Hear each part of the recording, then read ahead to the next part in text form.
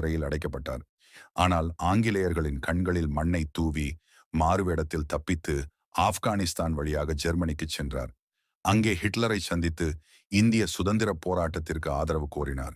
4ஆம் இந்திய தேசிய இராணுவத்திற்கு ஐஎன்ஏ ஆசாத் ஹிந்த் பௌஜ் புத்துயிர் ஊட்டினார். நீங்கள் எனக்கு இரத்தம் கொடுங்கள், நான் உங்களுக்கு சுதந்திரம் தருகிறேன் என்ற அவரது வீர முழக்கம் லட்சக்கணக்கான இளைஞர்களை கவர்ந்து இந்திய தேசிய இராணுவத்தில் இணைய வைத்தது.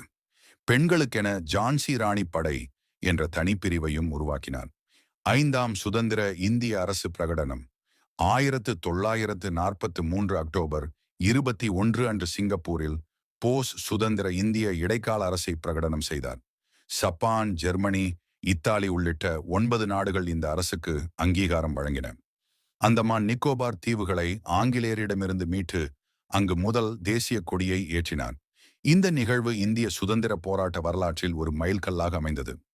6ஆம் எடைக்கு எடை தங்கம் 1945 ஜனவரியில் பர்மாவின் ரங்கூனில் நேதாஜியின் 48வது பிறந்த நாள் கொண்டாடப்பட்டது.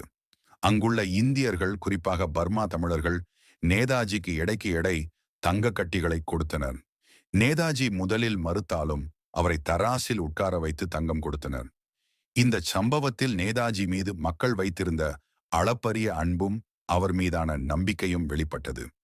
7ஆம் மரண மர்மம் 1945 ஆகஸ்ட் 18 அன்று தைவானில் நடந்த விமான விபத்தில் நேதாஜி உயிரிழந்ததாக ஜப்பான் அரசு அறிவித்தது. ஆனால் அவரது மரணம் குறித்த மர்மம் இன்றும் தீர்க்கப்படாமல் உள்ளது.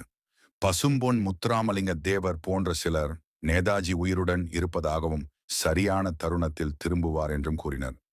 இந்த மர்மம் நேதாஜியின் புகழையும் அவர் மீதான மக்களின் ஆர்வத்தையும் மேலும் அதிகரித்துள்ளது. நேதாஜி சுபாஷ் சந்திர போஸ் தனது அஞ்சா நெஞ்சமும் தன்னலமற்ற தியாகமும் தேசப்பற்றும் கொண்ட வாழ்க்கையால் இந்திய சுதந்திர போராட்ட வரலாற்றில் நீங்காத இடம் பிடித்துள்ளார்.